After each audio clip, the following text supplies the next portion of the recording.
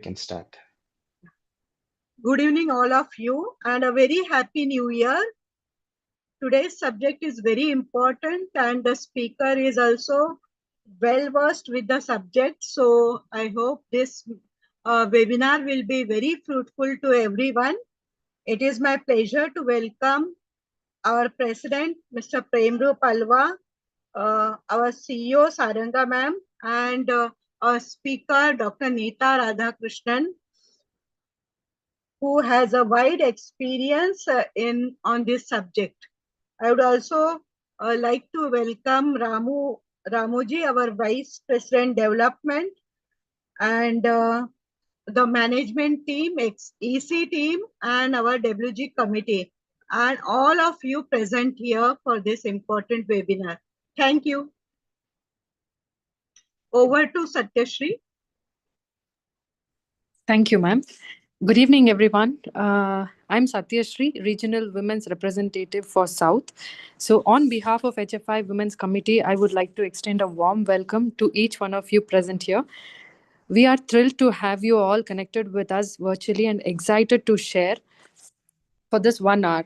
Today's agenda promises to be engaging, informative, and thought provoking. We have an exciting speaker with us with the topic Bleeding in Girls and Women, Recognition and Care. So I request you all to sit back and relax and get engaged.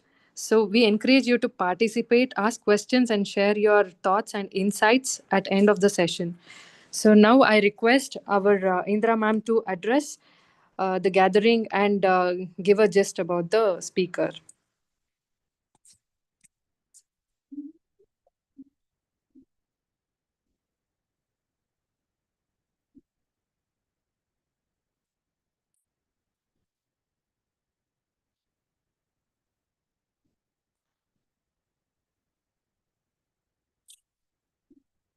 Ma'am, you're not audible. You're not audible. Okay, now I request our president to address the gathering. Thank you, Satya. Am I audible? Yeah, no, you're audible. Okay, excellent. Okay. Thank you, Indra ma'am. And I think it's fantastic a way to start the new year. Wish you all a very, very, very happy new year. We have a fantastic doctor with us. And I'm actually traveling. I'm not in Bangalore. I'm in Delhi. And will be in the thing. But the most exciting thing is this year's entire thing, even of the World Federation, is women and girls with bleeding disorder. I think this is a very apt way of starting our Hemophilia Federation India's first program in this calendar year is done by the women's group. It's fantastic. And kudos to the entire team for organizing this. And a special, huge thanks to Nita ma'am for agreeing and joining too. So, wishing the very best. And thank you so much for having me also. Thank you, Prem sir. Now I request our VP Development, Mr. Ramoji, to speak a few words.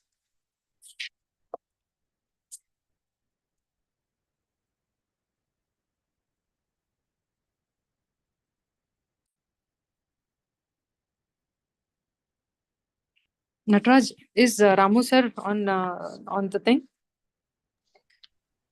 Conservation projects? No, he's not here. Okay. So now I request our CEO, Saranga Panwar ji, to speak a few words.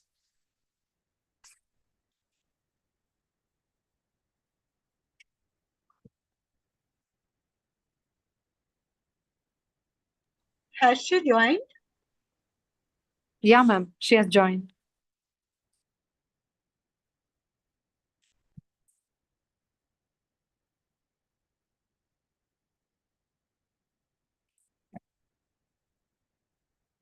Okay, or shall I start with the introduction, ma'am? You're not audible. Yeah, I'll give the introduction. Yeah. Okay. Dr. Neeta Radhakrishnan, Additional Professor and Head, She is the Department of Pediatric Hematology, Oncology, Postgraduate Institute of Child Health, Noida, Autonomous Institute under Government of UP, Professional Responsibilities, Chair, Childhood Cancer Working Group, International Pediatric Association member, International Society of Pediatric Oncology and Asia Board, Nodal Officer, Hemophilia Thalassemia Services, GB Nagar member, Expert Committee, uh, sickle cell elimination. One sec.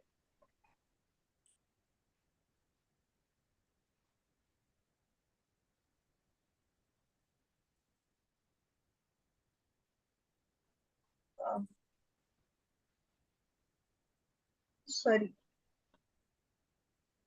We can start, ma'am. Yeah, I'll just read it again. I lost somewhere. Dr. Neeta is an accomplished additional professor and head of the Department of Pediatric Hematology Oncology at the Postgraduate Institute of Child Health, Noida.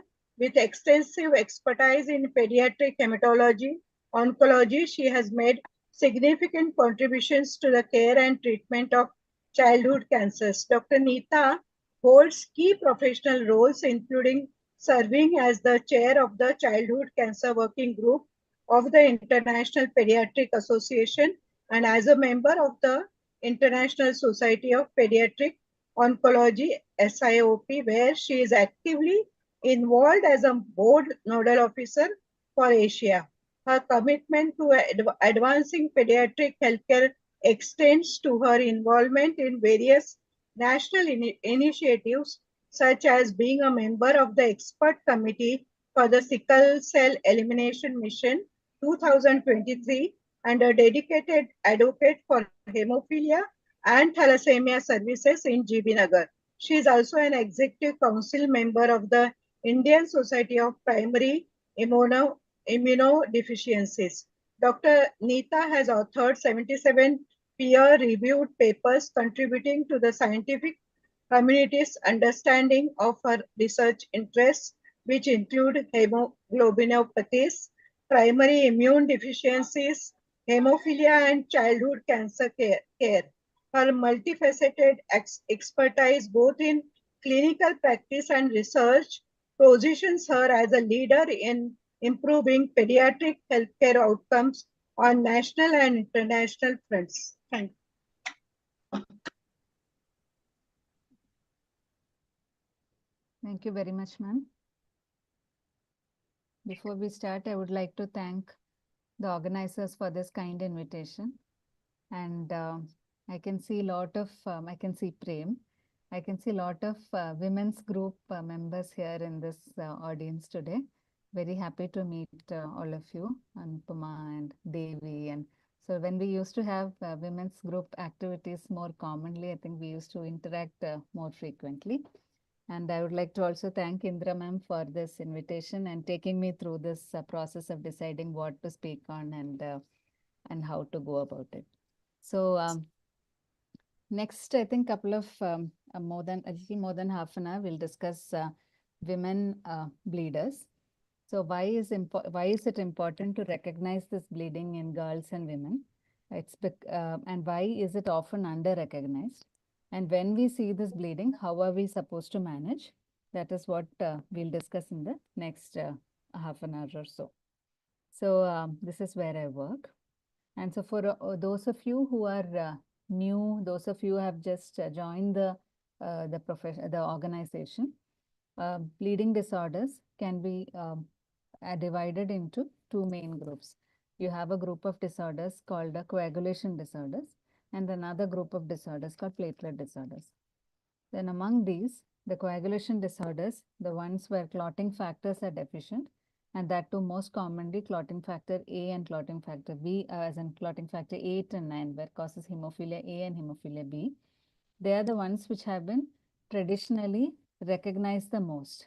And that because they are X-linked disorders, for a long time people thought that these bleeding disorders happened only in boys or it happened only in men. And that is why this whole idea, this whole resurgence of women can bleed has come back now. because we have now recognizing that there are so many other conditions other than A and B, which can also cause bleeding, which includes rare bleeding disorders, which includes von Willebrand disorders, which would include platelet function disorders.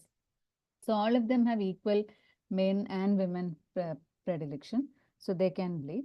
And second, we have also over the years recognized that this A and B, when we have a carrier status of A and B, those people, those women who are genotypically having one mutation and they are carriers of hemophilia A and B, they can also bleed. So women are equally likely to bleed as compared to men in von Willebrand disease, rare bleeding disorders, and inherited platelet disorders.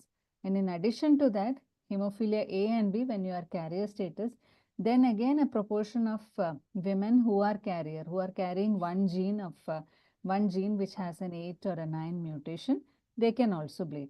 So this brings up actually a bigger group of people who can bleed when compared to hemophilia A or B. So that is why we need to recognize them. And like Prem just mentioned, this year's theme, that is on April 17th, we celebrate World Hemophilia Day. So this year's theme for World Hemophilia Day is Women and Girls Bleed Too. So again, you can see the hashtags that we bleed too, and there's so many other hashtags associated with women bleedings. We'll come to it in a bit. So why is it important is that, so this is something called a no man's zone when nobody's really interested in it, right? So if you have a woman who is bleeding, it is very difficult for that woman to get to a proper healthcare system and to get a proper diagnosis compared to that of a man. And this is not just for India, it is true for globally. It is true for Canada also, it's true for US also.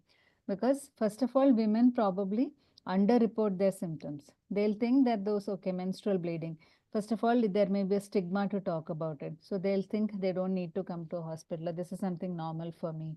So we have seen children girls come in with hemoglobin of 1 and 2 after heavy menstrual bleeding, because in the previous bleeds, they've never reported it to reported to parents or reported to healthcare facilities, and ended up getting a delay in reporting to a doctor, delay in getting a diagnosis. Second important thing is, a lot of these disorders we are going to see today, like for example, von Willebrand disease, have other affected members in the family. So many of you who are having VWD would know that there will be sisters, there will be mothers, cousins who have the same condition in the family. And all of them have been having heavy menstrual bleed. So they think that, okay, this is something which is normal for my family. It is not something which is unusual. So I should not be talking about it. And even if it is there, it is considered as a stigma to talk about menstrual bleeding or bleeding as such. So then there is a delay to a hospital. And whenever you reach also for menstrual bleeding and all, if at all you go to a doctor, you get to a gynecologist. So overall, people know what is fibroid. People know what is PCOD. Even in urban urban communities, if you get to a hospital, this is all what they think of. They don't think that there could be an underlying bleeding disorder. So to reach a hematology service becomes even further delayed. And now if you have reached a reasonably big hospital also, say, where you're seeing a physician or a pediatrician for this condition, to get to a diagnosis of von Willebrand disease or something like that, a rare bleeding disorder, say for example, factor 13 deficiency, none of the usual screening tests will show up, as in will be abnormal. For example, platelet count, PT, APTT may be normal in all these conditions. So again, you need a specialized hematology laboratory to diagnose it. So these are reasons why people report late, and this is not just for our country or low and middle income countries. It is for the entire world that people are reporting late. And now World Federation of Hemophilia has made a very active effort to report women who are coming in. So out of this year's age, like if you see the 2022 annual global survey, they have reported that there are around 100,000, that's 1 lakh women across the world who are bleeders. And of this, 50,000 would be VWD and the rest would be hemophilia, other bleeding disorders, etc. And then as we discussed earlier, most of these disorders like rare bleeding disorders and VWD will be male and female is equal actually. But if you look at other numbers of patients that we see, so in my center, currently say around 900 odd hemophilia A and B, we'll have some 25 EWD. So you imagine how the reporting is so less to a hospital service. So it's not like for every 900 hemophilia, there may be more VWD in the community, but they're just not coming to the hospitals. They're either having very mild discharge, so they think that it's not important, or they have severe bleed. They may not have, there's such severe bleed, they may not have even survived, or such severe bleed and they've been taken to probably another specialist who did not think that the patient should be referred. So this is the delay in reporting, and this is something which results in a lot of health issues for the women also. So how do women present with bleed? One, and the most important one which we'll discuss today, is heavy menstrual bleeding. So menarche onset menorrhagia is the terminology that we use. Medical terminology for this is menarche onset menorrhagia. Menarche means beginning of menstruation. So at the beginning of menstruation itself, if somebody starts having heavy bleeding, like you would have heard of other causes of menstrual bleeding, like fibroid, for example. So fibroid is a very common, I think fibroid has even a local regional name in every community also. It's something very common. But fibroids don't develop in a 12-year-old or 14-year-old girl, right? So fibroids come with time. So in a typical history would be that the patient had bleeding normally, and then around 30 years or 35 years of age, then she developed a fibroid and she started bleeding heavily. So the original bleeds, the first few years of menstruation went off without any major issue. Whereas in our conditions that we discuss, so if it is a bleeding disorder, then it's usually bleeding will be heavy from the onset. And that is something which we have to teach our students also. We have to get awareness among our gynecologists also, that if somebody is coming to you with this kind of heavy bleeding from the beginning, from an adolescent age group, a girl who's coming in with heavy bleeding, so much so that you have to give transfusion, so much so that you have to give iron for that. That means that the child requires a evaluation for underlying bleeding disorder. You can have bleeding during pregnancy. You can have bleeding during delivery. You can have bleeding with in between cycles also. So I'll just show the cycle first so that we understand it. So all of us, when we have a menstrual cycle, you have two parts to a menstrual cycle. So the whole menstrual cycle is revolving around a ovum which is released from the ovary. The ovary sheds a follicle, a mature ovum from the follicles. So this middle part is the ovulation part of it. So this is the entire cycle of say around 28 days or so. Here the first 4 days are menstruation, and then the uterus slowly starts growing its thickness, and somewhere in the middle the ovum is released from the ovary. And after this, then the uterine lining increases a bit more, and then it starts shedding, and that's how the next cycle of menstruation happens. So this mid-cycle, when the ovum is released from the ovary, so this part of it, like this is the ovary which we have. So if you have any doubts, I can explain it later also. And I'm keeping the languages in English because that I see a lot of people who have joined from different parts of the country. So I'll try to make it as simple as possible. So this is the ovary from where our ovum is maturing. So this is how it gets matured. Out of hundreds of follicles, one of them will start getting mature, and then it gets released. This release process, for us, it does not cause any pain at all. So on the day 14 or so, it is released. Most women don't even know that there is something this is happening. But girls who have bleeding disorders, like von Willebrand disease, for example, factor deficiencies like factor 5 deficiency, factor 7 deficiency, they all can have bleeding during this small rupture process also. And it can be sometimes so heavy that if this is like your uterus, and this is your fallopian tube, and this is your ovaries. And from here, you can have a small follicle which is to rupture. Instead of small follicle rupturing, it ends up becoming a big hematoma there. It's called a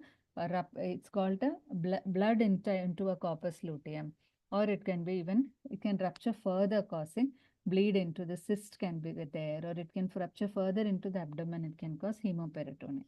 So this is a symptom again in girls, which can present in between cycles. So your menstrual cycle is there as it is, it's prolonged and difficult. And once the menstrual cycle stops also, within like the next 10 days or so, another bleeding can happen. And this hemorrhagic ovarian cyst can be painful. it can be at times very life-threatening also if it's a very severe bleed. Like we recently managed around, I think a month back, a von Willebrand disease girl who came in with, so she was on regular treatment, but after a while she stopped the treatment on her own, thinking that this is enough and this is not needed and all, and she ended up with a very bad bleeding and a peritoneal bleed and all that. So these are reasons why it is important for you to know as well, because you don't stop treatment, because this is ultimately being given in the best interest of the child or the best interest of the patient. You need to get through your this part of it so that you can focus on academics, focus on life, focus on how to move ahead, have a career, etc. Right? So, but medication when prescribed has to be adhered to. And then these women can also have more miscarriages. When you marry, when you're trying to have a child, you can have more abortions. You can have pregnancies till term, and then after delivery of the baby, you can have bleeding after that also. So you need to know all these things. Huh? Why I'm telling stories also is because you remember them. Because we had a lady who was actually she's the mother of a hemophilic. Okay, the boy. Well, I have been seeing him for many years now, and she comes every time to me. So then, when she conceived, we sent her to a gynecology department, and she knows she is a carrier and all that. And unfortunately, the baby was affected, and they gave them the option to have a termination, and she opted for the termination. And she went into the gynecology department for a termination. She never told the doctor, and as in it was probably presumed that she knew that she was a carrier, and she expected the doctor also to know that. And she had an abortion, and after that she bled very heavily. And in the same hospital, as in there's a hematology department also, but she never told the gynecologist, and neither did the gynecologist think that it was important. And she ended up receiving lots of blood, loss of plasma and all. Just in a simple dose of factor 8 would have just stopped her bleeding, but they never told. So that is why whenever you are going to undergo any healthcare, any medical intervention, then definitely inform. So even the bleeding phenotype women will definitely inform. But otherwise also, if you are a carrier and not had any major bleeding also, please inform your doctor if you're going in for a surgery, if you're going in for a procedure, even if it is a dental extraction, do inform, because we need to be aware of our disease process. We need to know what we have and need to have control over the situation. Women can also have joint and muscle bleeding. They can have deep bleeds, like bleeding, the blood in the urine, blood in the stools, etc. And they can also have gum bleeds, mucosal bleeding, etc. So this menstrual bleeding is a very, very important part of this whole bleeding process. And of all women globally who have heavy menstrual bleeding, around 17 to 20% of women. So 1 in 5 of those women globally who have heavy menstrual bleeding can have underlying bleeding disorder. The other way around also, if you take 100 women with von Willebrand disorder, 80 women will definitely have heavy menstrual bleeding. So, yeah. So diagnosing diagnosis is quite delayed. So because of that, this is again the other hashtags that I told you. So globally, it is quite delayed. Okay, so it's not like it's delayed only for India, but globally, people don't report to a hospital. So there is something called a BAT score. I'll talk about it a little bit more in detail later. So von Willebrand disease, we'll talk about what these disorders are, one line about it. Von Willebrand disorder is the most common bleeding disorder for all of us, men, women alike. But majority of these von Willebrand disorders are milder disorders. Okay, so because of that, they do not manifest as in they do not manifest with severe symptoms, and hence these people don't come to a hospital commonly. Majority again are autosomal dominant disorders. So you can have family history. So somebody with a mother who's had bruising and heavy menstrual bleeding can have a daughter who is having the same symptoms. So if you know of people like that in the families, please get them tested. Very, very important. The ones who are probably already know that they have von Willebrand disease, like our 25 patients, I think almost everybody is type 3. Because the ones which are severe bleeding only, they're coming to a hospital, and those behave like exactly like hemophilia. So it's not their joint bleeds are very severe. And they can have, even when the girls start bleeding, they come with heavy menstrual bleeding very commonly. And again, like I said, it's little difficult to diagnose. Now, for a longest period of time, we thought that hemophilia was only for boys. So again, all the earlier textbooks, everything is written boys with bleeding, boys with bleeding. So now, over the years, we have realized that it's not so. The 2/3 of these, so in families with hemophilia, so 100 families with hemophilia, if you see, 66 of 70 people will have a family history, right? It's come from the family, there is a carrier in the family, and from the carrier, it has gone further down. So these carriers are what we are talking about today. So these carriers, um, earlier we used to think that they're not symptomatic, they don't need any treatment, they don't bleed, etc. But over the years, we've seen that even among hemophilia carrier, you can have people who have factor level less than 1%, him carrier with a 1 to 5%, and patients with a value between 5 to 40%. So again, just because if there are mothers who have joined in today who have children with hemophilia, and you know your carrier status, you should get your factor VIII level done, because you may not be always asymptomatic, so you can have a level which is less than 40, and this you need to know, because if you are going through a procedure, if you have an accident, God forbid, something like that happens, then you need to know what treatment you should get. So this is the latest classification. That's been presented in multiple forms, but the gist of it is that you should get your carriers, you should get your factor level tested, because if a factor level can be anywhere in between, it can be from 0, it can go up to say 50-60%, but still that value, it is important for us to plan medical interventions for you. And this is the ISTH BAT score. So I've put a QR code, I hope it works. So the QR code, if you can go through the scoring, it will take you to a bleeding assessment tool for the ISTH. It's a very simple screening test. So any one of you, if you encounter people who have had slight bleeding and do not know whether to investigate, not investigate, if you go through the scoring and then go through and take out the score and see. So if you have a score, if you have if you're an adult, if it's above 18 years of age, your score should be above 6 or more, then you should get to a hospital and to evaluate.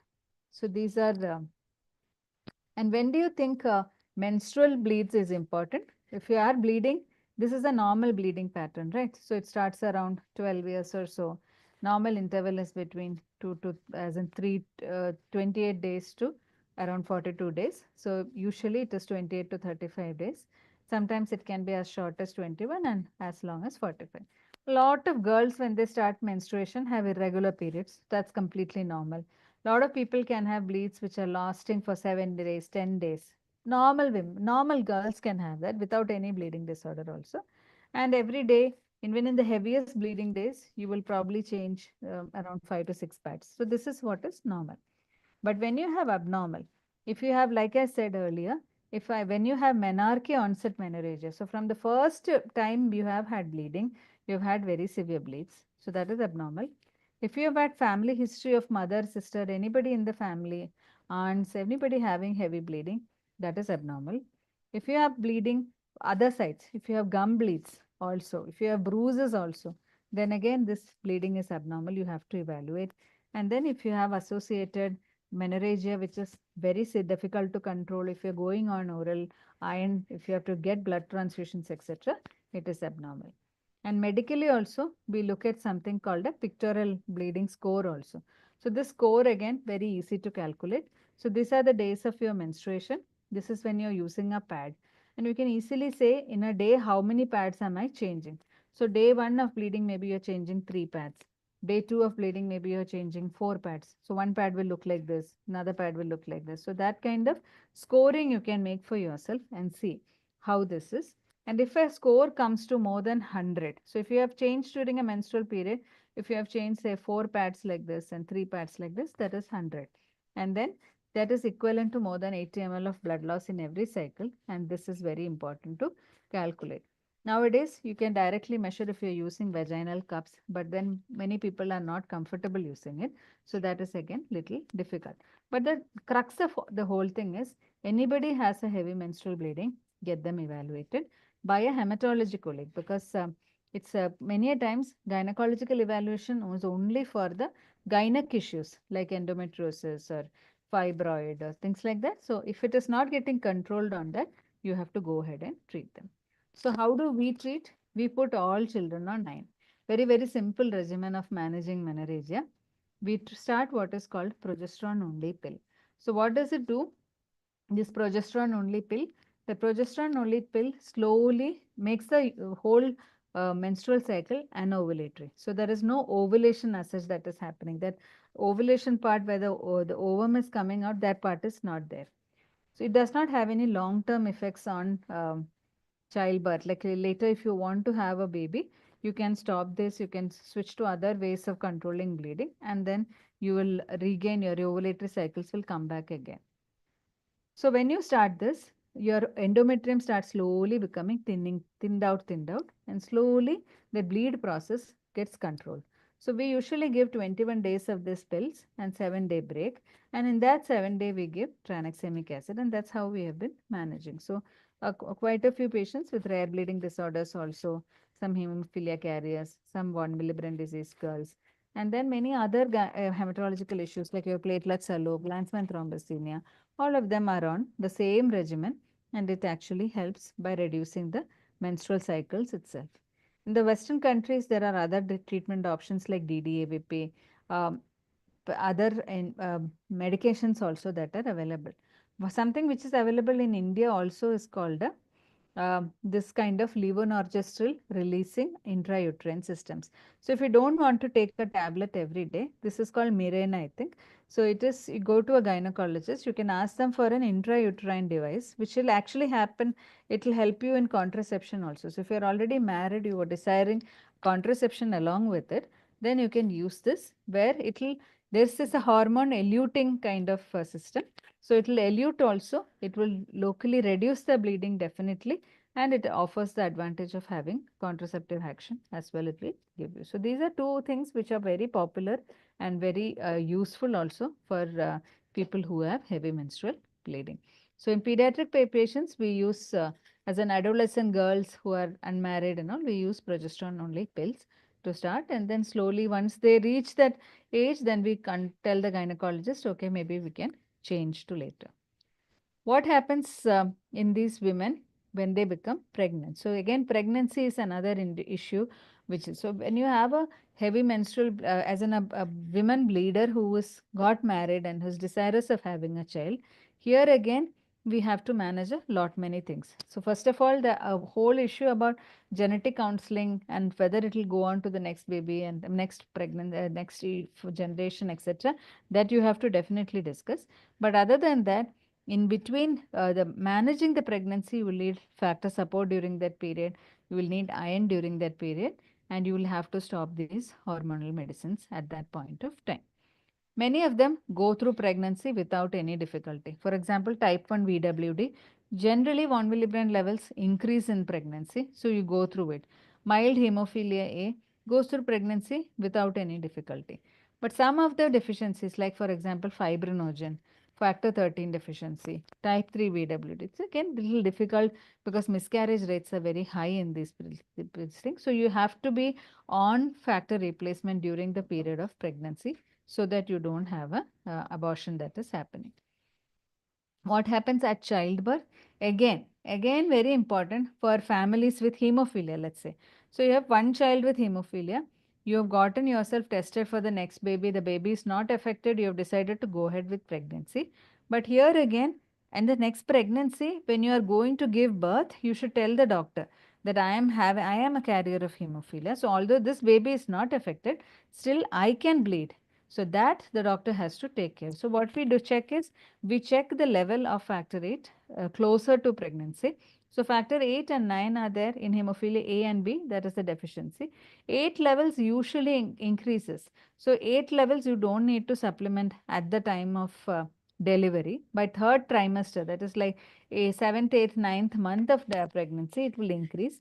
So it's easier to control 8 carrier state, but 9 does not increase. So you may have to, if you're during pregnancy, that at the end of it, that at the delivery when it is approaching, you have to check your factor levels and you have to decide whether you need to give any treatment or not. So this is a whole series which I have said there. There are around out of 100 women, the 3%, normally people bleeding is just 3%. So 100 women going to a hospital to deliver, only 3 will have postpartum bleeding, that is bleeding after childbirth. Whereas you see in hemophilia, the rate will be 20%, 11%, 6%, some rates of even 38%, 35% bleeding. So 1/3 of women who are going to a hospital, 1/3 of hemophilia carriers who are going to a hospital to deliver a baby will have bleeding. So that is a very, very big number for us to deal with. So always remember that you have to tell the gynecologist. So there is nothing to be stigmatized about it. It has to be informed. So this is something we'll routinely encounter. That's why I'm telling again and again that please inform your status when you are in a hospital. Don't think that it is all normal and this baby is normal, so I don't have to worry about myself. That is not the case. You have to worry about your health as well. The third thing I mentioned is hemorrhagic ovarian cyst. So I showed you how the ovary, the cyst is formed and how it can bleed. So how do we know? So VWD women or girls, rare bleeding disorders like Glanzmann or factor 5 deficiency, 7 deficiency, all of these girls, if they complain of severe pain abdomen, it does not happen at the menstrual time. So you don't have menstrual bleeding at that time. This is in between menstrual cycle, almost in the middle of it, sudden pain abdomen, vomiting, there can be severe bleeding into the abdomen. So you're not seeing the bleeding. It's just that pain abdomen and fever, sweating. If you're losing your BP is falling, this is all features of peritoneal bleed that has happened. Again, very, very important. So I know few of the people in this women's group who were having this. So easy for us to manage as in von Willebrand and all, it's little more easy to manage. For factor 5, 7, etc., it becomes a little more difficult to manage because you don't have good factor support for that. You are dependent on plasma mainly. So you can't increase the level beyond a point. So these girls, if they are anyway, and you know them and they're coming in contact with you, get them to a hospital immediately, get a blood test done, CBC done, look at the hemoglobin, you need to transfuse them. You may need to give factor, you may need to give FFP cryo, all that is also important. Sometimes you may need to even operate and remove the clot and remove the area which is bleeding. Easier said than done because in a bleeding disorder, anyway surgery, that too major surgery like abdominal surgery and all, doctors will be very, very hesitant to do because it's a life-threatening procedures. So these are specific types of bleeding that you need to know about. So that we discuss delivery a bit also, postpartum bleed. How long can you bleed postpartum is normally around 2 weeks in a cesarean section and 1 week in a vaginal delivery. So this again, you have to be aware that this bleeding can happen. You should be on specific treatment like factor 5 deficiency, what you can give plasma or factor 5, these are the treatment options that are there. 5, 7, 10 deficiencies. Factor 13 deficiency, we usually give cryoprecipitate or factor 13 concentrates. 5+8 deficiency, usually FFP is what is given for these girls. And now, couple of more things like in pregnancy, the hemophilia delivery we discussed, platelet function disorders. So there are people who have Glanzmann's thrombocythemia and then Bernard-Soulier disorder. So these are disorders of platelet function. So they also come under the rare bleeding disorder category also. What do we give them for treatment? We give them platelet transfusions. But then after a while, the platelets, if you give somebody else's platelet, no, it does not rise the platelet level at all. So then you are stuck. So in these conditions, if you are encountering this kind of bleeding, what can you give? You can give factor 7A. So 7A is an option, and then certain other treatment options are also coming up in this group of disorders. Does the baby have bleeding? The baby immediately, unless the baby is affected, the baby may not have bleeding. The baby, whether the baby is affected or not, you would have already checked. So that also is not an issue. I kept on saying that it's not the case only in India because I think wherever we go, we hear the same thing that these bleeding disorders are so rare that during our training for, becoming physicians, pediatricians or gynecologists, the awareness regarding bleeding disorders is very less. So actually don't need to blame the doctor that the doctor did not check because this disease is so rare. So if you have a symptom, get to a specialist doctor because many a times gynecologists or pediatricians or physicians would not have managed or would not have even seen a patient with von Willebrand disease or maybe factor 13 deficiency, etc., in the entire carrier. I wanted to also show we did a survey along with the HFI in 2016 prior to the World Federation of Hemophilia meeting, where a lot of you were part of this survey. So this survey was subsequently published as an abstract in Hemophilia. So we interviewed 175 women from across the globe on this project called Women Can Bleed Too project. It was a social media campaign which was launched. A lot of you were part of this survey in conducting the survey also. So we saw majority of women who replied, as an of the 175 women who replied, around 50% were VWD and 20% were rare bleeding disorders. Another 23% were hemophilia carriers and 74% had a severe bleeding phenotype. But they said that their timing of reporting to a hospital was 8 years. The average time to reach a hospital was 8 years. So whether it is in India as well as in other middle income economies, low and middle income economies, the average time from onset of bleed. So you have starting bleeding say at 12 years of age, you will probably get a diagnosis at 20 years of age. This was the status. Now it's almost 8 years after that study is finished and published, but still you think how how delayed it is. So these kind of meetings, these kind of webinars, this kind of way it is being, streamed and it's available for viewing later also. So these kind of educational activities, when you do it in your local areas also with your team of doctors and team of specialists, it will definitely help improve awareness regarding the conditions. And you can here also see that the first diagnosis was wrong in 67% of the patients. And the bleeding was severe. Most of them had a lot of impact in that as well. So similar studies were done in other countries as well. So this is another study from US also on carrier women and how frequently they are going to the hospital. It's not that they don't know that they are actually going, and you say we think that carrier women are asymptomatic. It is not the case. So a lot of healthcare expenses are there in these women as well. Not just bleeding. Many of them will have chronic pain. Many of them will have bony issues, etc. And I'll finish with a paper which we just published in last year on the quality of life of women and the bleeding profile of women who have hemophilia carriers as well as other bleeding disorders. So in this small work that we did, we have two groups of people now, two groups of women. One group of women who are mothers of the hemophilia children who are coming to our hospitals. Okay. So none of them told us that they have bleeding. They just come to show their sons.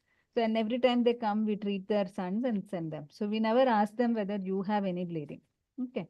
And the other group are girls whom we know bleeding, like VWD girls or girls who have rare bleeding disorders, etc. So we did the same survey for both these group of people. So we have 68 women with hemophilia genotype, that is carrier women, and 12 girls with VWD or RBDs. And then we looked at their bleeding profile. So if you can see, it was very shocking for us. So out of this 68 women, no, 30% had a bleeding symptom, which they never told us. So they've had menorrhagia, they've had antepartum hemorrhage, they had postpartum hemorrhage, some had ENT, nose bleeds, some even had abdomen bleeds. They never told us that they have a bleed. So when we asked them, that is only when we got to know. And when we look at the EQ5D-5L, which is the quality of life score also, their pain, their anxiety, their depression was actually comparable to women with von Willebrand disease. So just imagine how severe is the phenotype. One side we already know, like a factor 5 deficiency, 7 deficiency, a factor 13 deficient girl or a VWD girl will bleed, we know that. But we never expected that a carrier lady will have a similar quality of life, as a poor quality of life as we were expecting. So this was an eye opener for us also. So we're trying to carry it forward as a bigger study to see how we can improve their bleeding profile and get them to get evaluated very quickly. So I'll stop here by saying that awareness regarding bleeding is very crucial at all stages of life in both men and women. So it's no longer only men who suffer from bleeding. Women have, and we saw all the different diseases where women can have bleeding, all the different conditions where they can have bleeding, and all the different types of bleeding they can have. So if you are having, or if you know somebody who has a similar condition, definitely get yourself to a hospital and get yourself tested quickly. And this is the 2016 HFI Women's Group meeting. I think this was the first national, I think, meeting. A lot of international participants also. I think many of you will be here in this group. I'll stop here. I'll be happy to take any questions. Yeah, ma'am, there are a couple of questions. Before that, I would thank you for such a wonderful session, very informative. And also, there were many new participants who had very small kids. And we come across the parents who are from first year or from 6 months old kids. So they have those thought process that how this could be, why am I, and all. So I think this would be an answer for them. So first question here is, which is the second method if not pills? So if not pills, then the second method, usually the most comfortable method would be to use, like if you're married and if you're okay with having a intrauterine device, it would be that neonatal intrauterine device like Mirena, which is quite gynecologists prescribe it. Otherwise, also for women, that can be used. If you're not comfortable for that, then the same progesterone which we're giving as a pill, you can give it as a depot preparation. So it's a small thing that comes, you can inject it under the skin and it will remain there for many months together. So then also you don't have to take pills daily, but the mechanism is exactly the same. So if you don't want the pill at all, you don't want that medication at all, then it becomes very difficult. And then you will have to resort to getting prophylaxis, etc. Like von Willebrand factor, for example, von Willebrand deficiency. If you are not been controlled on this, then the only next option would be to give prophylaxis. And imagine so much of factor going in as prophylaxis. It's extremely difficult to get it also, and an extremely difficult, and your quality of life actually will come down a lot because you have to inject it, and as in during the duration of menstruation you have to inject it and things like that. But if you're on a pill, your cycles will become shorter, and cycle also, when you stop the medicine also for 7 days, your bleed will be much lesser than what it used to be. So because of it, it's much easier to manage that way. And no real very long-term side effects are not there. Okay. And if we take oral care pills for lifetime, is there any issues or is it okay? Yeah, so this is something which is extremely worrying for everybody, that if you start this medicine, what happens? Will you be able to have, conceive later, have children later, etc. So progesterone only pills are safer from that aspect, that you, as in during the time when you take it, definitely. But once you stop, then you regain your ovulatory cycles again. So that way, long-term effects are less. Second is, we are taking progesterone only pill. We are not taking that Maladi kind of estrogen plus progesterone combination. So because of that, the risk of thrombosis, etc. So when you are on estrogen plus progesterone pills, there are some clotting issues that can come. So even if you are a bleeding disorder, you can still have clots formed. So that risk is less if you take progesterone only pills. So what we advise is you start, and then when you are desirous of a pregnancy, when you are getting to that stage, maybe you see all your options. What are your options? What prophylaxis can you get? And things like that, and then switch to at that point of time and take it. If you're not having too much of difficulty taking a tablet, switch to a depot preparation or an intrauterine device. Okay.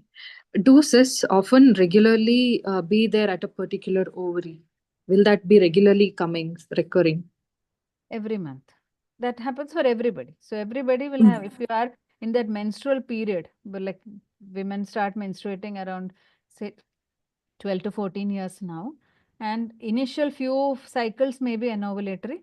After that, the periods when they become regular, there will be ovulatory cycles. So every cycle will have an ovulation. That formation of that maturation of this follicle will be normal. That is a normal process for everybody. Till the time you are reaching your menopause, this is going to happen. Only period when you don't have it in between is when you are pregnant. But that rupturing causing a hemorrhagic cyst is not normal at all. And that cyst bleeding into the cyst happens in bleeding disorders only. And this is not PCOD. This is not ovarian cyst that you see in PCOD or that everybody knows these days, what is PCOD or PCOS, etc. So this is not that exactly. That is a hyper stimulating lot of follicles developing in the ovary. That's a slightly different condition that happens because of lifestyle issues, that happens because of weight gain, sedentary lifestyle, insulin resistance, a lot of things going into that. I'm not talking about that. I'm talking about a normal menstrual cycle where one follicle has to be matured and ruptured, but that rupture is causing a bleed in a bleeding disorder. Okay. So do OC pills example ovarian, which can cause PCOD? That is what they have asked, which leads to No, actually, PCOD. yeah, so treatment of PCOD, like you will, even this can be offered as a treatment, but thing is there are many other treatment options like, healthy lifestyle, etc. for PCOD. So this does not cause PCOD, if that is the question. Okay. They're asking ovary removal कर सकते हैं क्या? Yeah, but then that still, so this is something which a lot of girls have asked me, ki how do we stop this? How can we stop having menses once and for all? So that is something which has a lot of other health implications. When you stop having menstrual cycles, then your effect on your health as such will change. Your thrombotic risk changes, heart attack risk changes. So these are all, during the active fertile period, menstruation is there for the purpose. And after that, when you stop having menopause, etc., then your heart disease risk will be similar to that of men.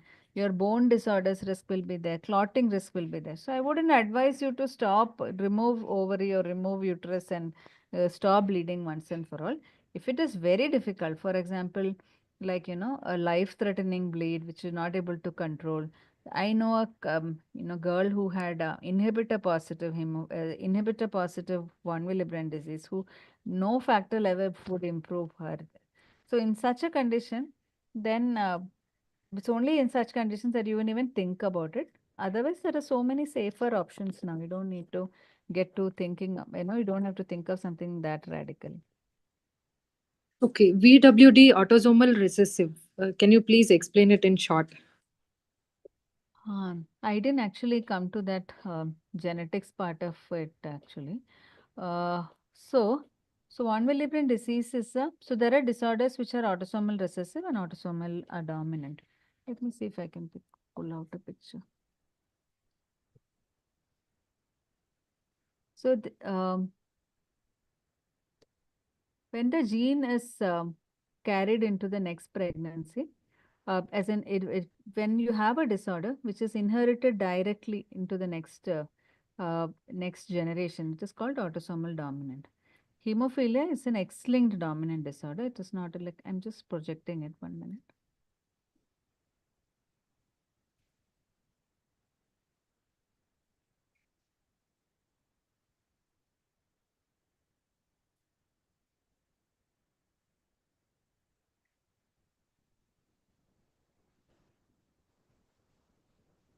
Ma'am, is there any advancement for factor 5?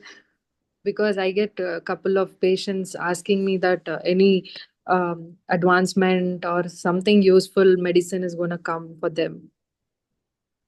Trials are there. 7 also there is a clinical trial, I think. Oh. So I had so there are these groups that are very active. So recently they were reaching out to patients. I think I have that email ID somewhere with me. I'll share it with you. Yeah.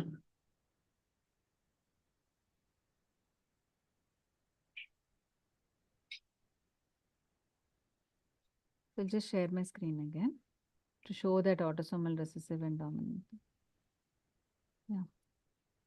It's not very clear, but you can see that certain disorders are called autosomal dominant disorders, where the defect is as it is carried into the next generation.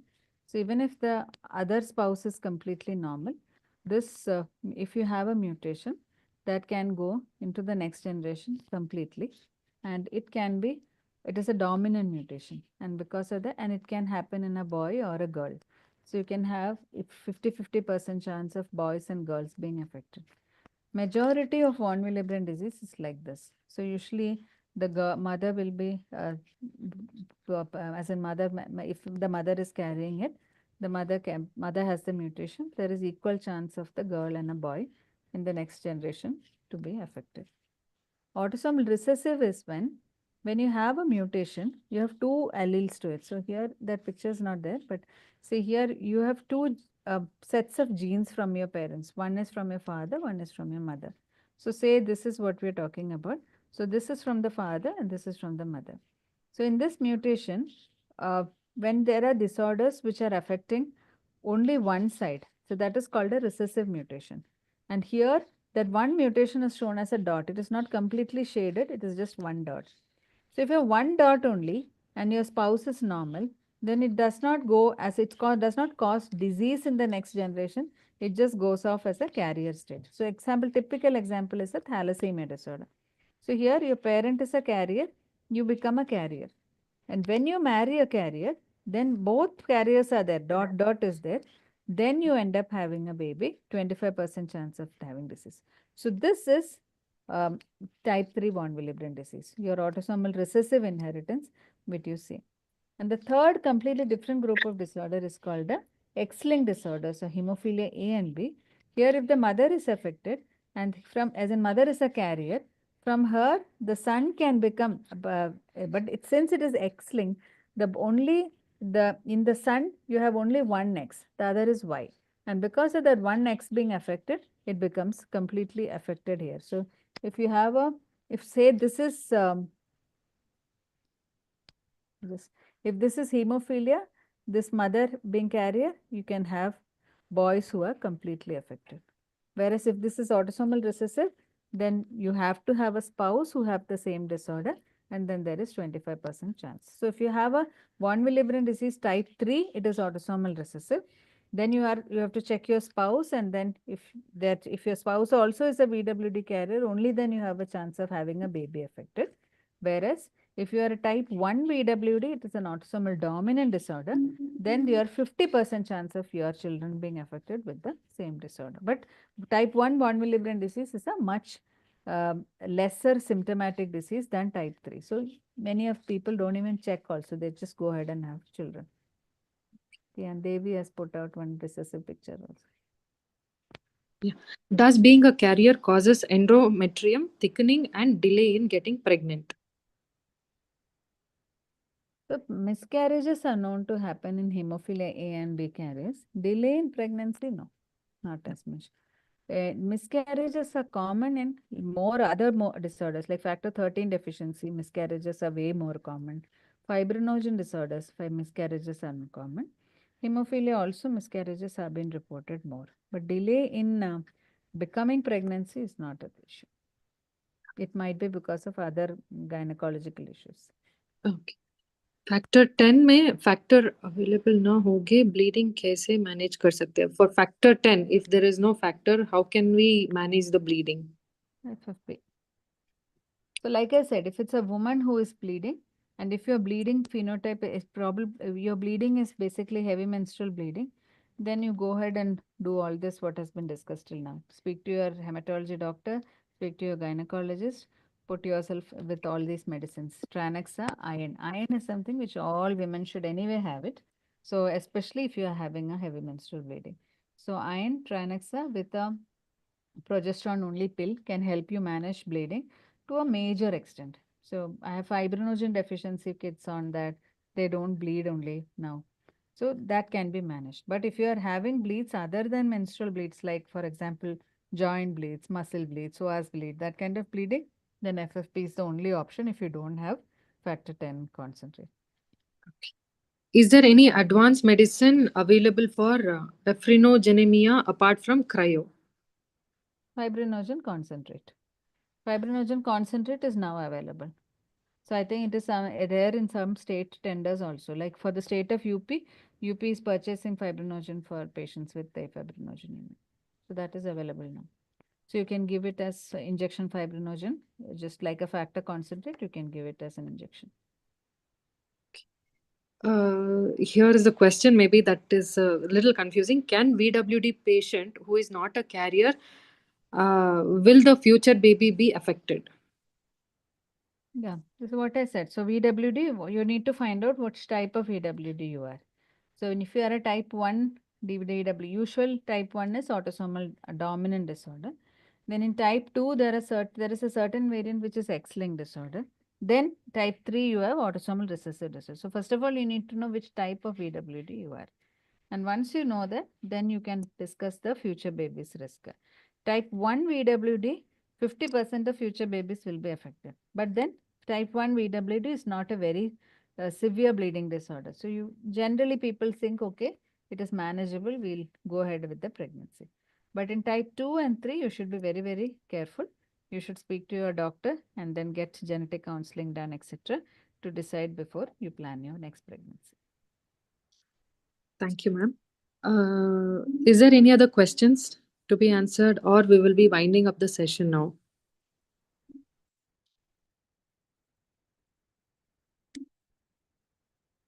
Okay. So now I request Sunita ma'am to give vote of thanks. Ma'am Thank you, sir. Question पूछ सकते हैं?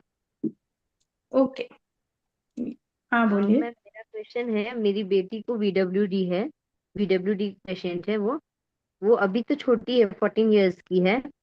तो ma'am क्या वो अगर future में जब उसका मैरिज होता है किसी के साथ, तो वो सामने वाला अगर पर्सन में कोई डिफेक्ट नहीं है, सपोज एकदम नॉर्मल पर्सन है, तो क्या ये जब बेबी करेगी तो वो बेबी इसके लिए मतलब सेफ साइड होगा कि मतलब डेंजरस जोन होगा कि लाइफ थ्रेटनिंग होगा, ऐसा कुछ?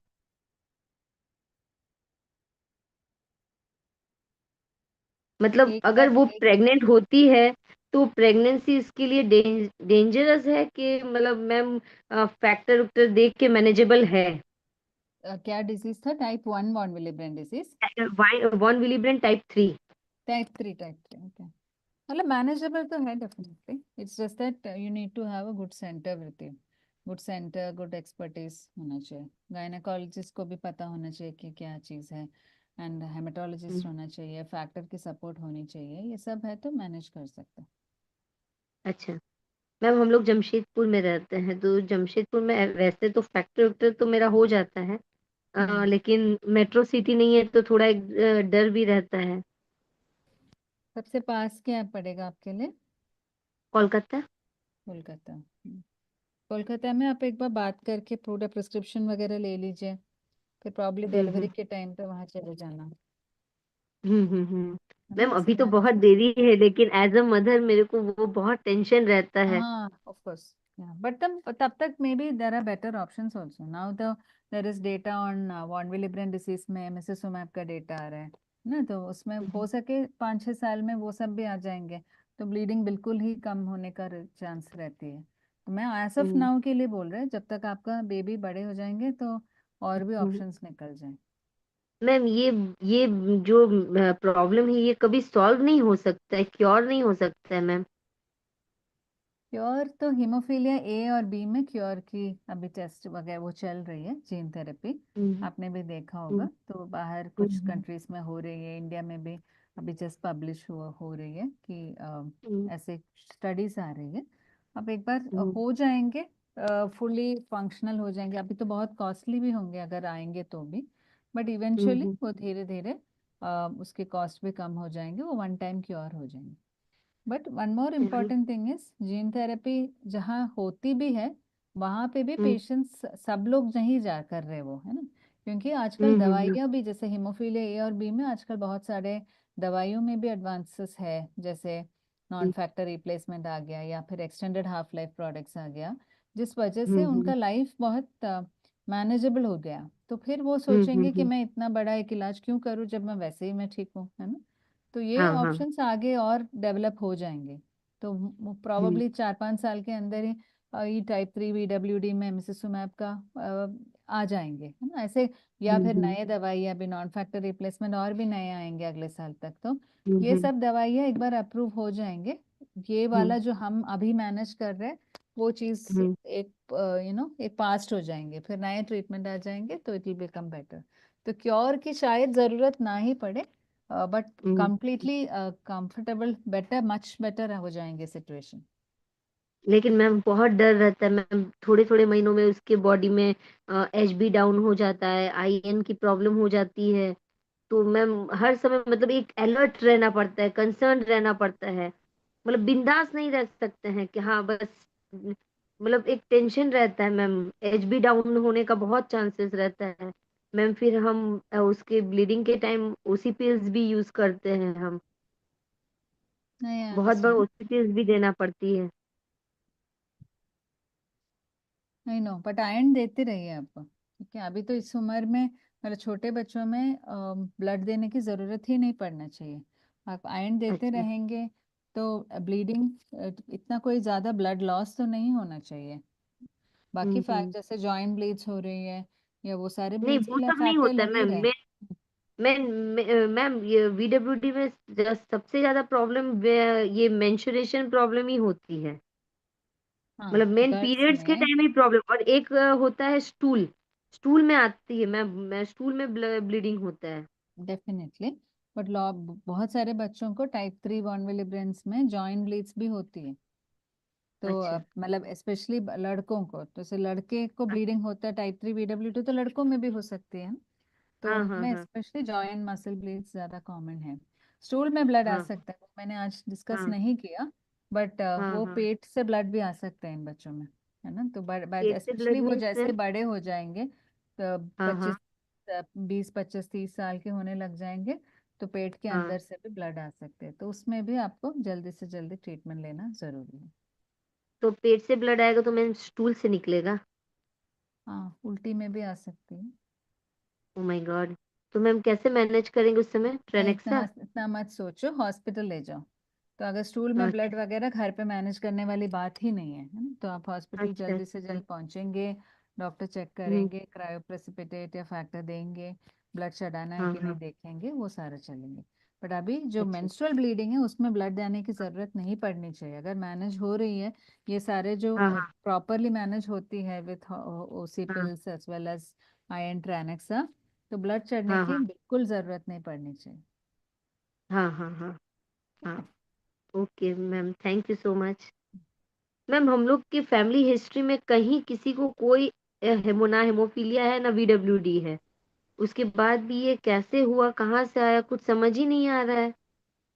जरूरी नहीं है ना, फैमिली हिस्ट्री सब में जरूरी नहीं है।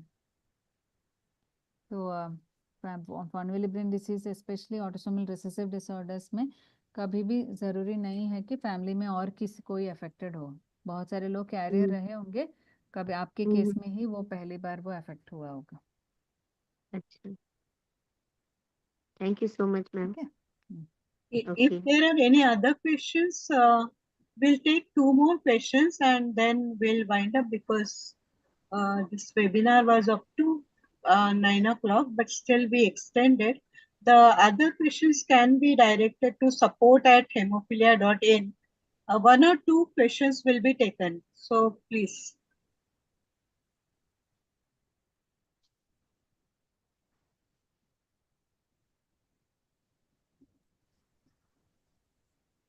Anyone There wants is a to? question, Indra ma'am, on physiotherapy, muscle strengthening, etc.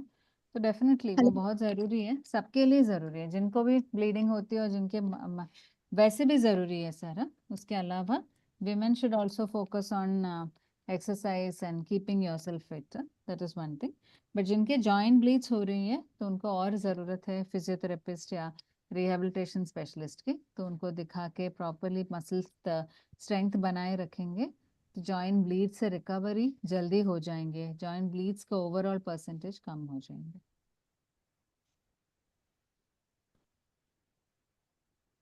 तो किसी ने पूछा anti फाइब्रिनोलाइटिक्स, so antifibrinolytics is tranexamic acid which I am talking about. So definitely it is, other than this oral contraceptive pills, iron is very important for everybody who has a bleeding issue.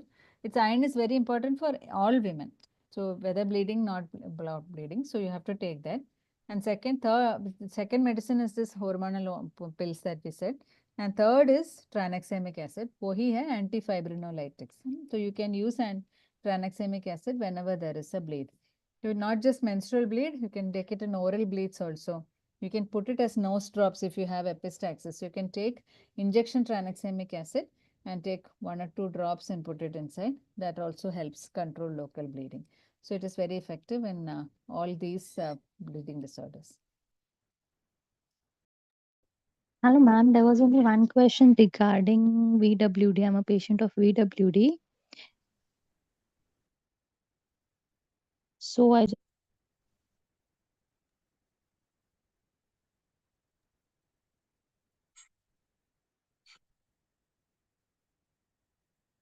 Tell me.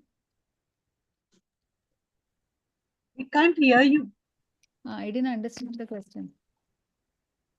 ma'am, I'm a patient of VWD type 3. So just I want to just a small guidelines from you. I just want to plan my pregnancy, but I'm having a recurring cyst at a left ovary or the right ovary, and I had a menorrhea also, bleeding, also internal bleeding. So now I'm on OC pills. So now they are telling like to wait for some few months. So what should be done like after that? Is it manageable? Is my pregnancy manageable, or any other options I should take? Go ahead with it. Generally, how is your bleeding otherwise? My bleeding is normal. When I bleed for during my menses also, my menses up to 7 days. First 2 days a little bit heavy. 4 days are normal without tranexam. You're not taking any prophylaxis also, 1 milligram. No, nothing. Till date, nothing. Okay. And you're type 1 VWD? No, I'm type 3 VWD. Type 3. You can give it. So if your bleeding is not very severe, as in you are managing otherwise, you can go through pregnancy. You just have to have a factor available with you during this thing, because you cannot take any other medication during that time. No? You can take Tranexa and you can take iron, but you cannot take any OC pills at that time. So because of that, you should have access to 1 milligram factor. Yeah, during ovulation time, is it necessary to take factors? So currently, are you on hormonal contraception? Yes, I'm on Overall G. Okay. So when you before you used to take Overall G, you must have had bleeds, no? You must have had bleeding during ovulation. Have you had that? Yes. 2 episodes I had. Better to take factor then. Better to Okay. take factor cover when you're planning a pregnancy. And then once you become pregnant, then in the initial first few months also, you may require, they will check the factor 8 levels and decide how much to continue. And then during the delivery period, definitely you will require. Okay, ma'am. Thank you so much.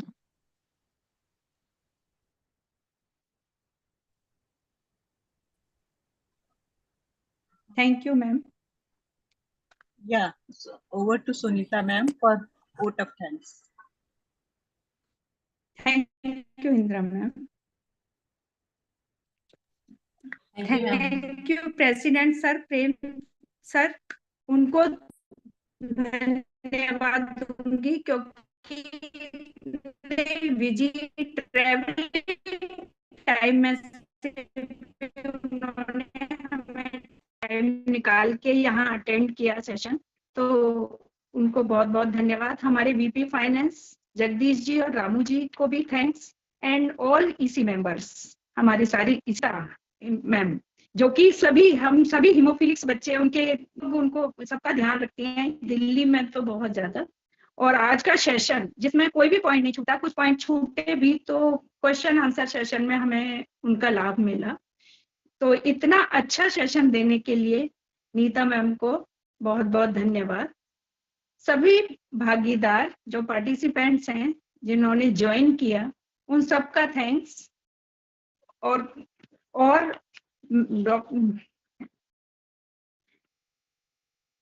हमारी CEO है Saranga ma'am, Saranga Pawar ma'am, उनका बहुत बहुत धन्यवाद. उन्होंने session हमारे लिए arrange किया. Thank you everyone. Thank you ma'am. Thank you again. Over to Indra ma'am. Yeah, thank you again, everyone. And we'll wind up this webinar. Thank you, Dr. Neeta ma'am. for such a wonderful webinar. Thank you. Good night. Ma'am, sorry for the interruption. Ah. Can I ask a question, ma'am? Sorry to ask after this vote of thanks. I'm a sister of a hemophilic patient, a factor 8 male patient. And recently my mom was like severe anemic because of heavy menstrual bleeds, ma'am. So can we use any medications to reduce that severe menstrual bleed of my mom, ma'am? So your mother is a carrier, right? Yes, ma'am. My mother is a carrier and my brother is factor 8 hemophilic So one, ma'am. get a factor 8 level done for her. And then based on the level, let's see how much it is, and then we decide what to do. If it is very low, then you treat her like any other bleeding disorder. If it is not very low, maybe you just give Tranexa during the menstrual cycles. That should be okay. But first to get a proper evaluation done. Get her factor 8 level, get her to be seen by a hematologist. And then once Yes, the ma'am. level comes, let us categorize her, whether it is less than 40. And in that less than 40, is it less than 1, 1 to 5, 5 to 40? Or is it more than 40? And then accordingly, we will discuss, we can discuss what are options we can give for her, but get her evaluated. Okay, ma'am. Thank you. Thank you, everyone. Good night. Thank you. Good night.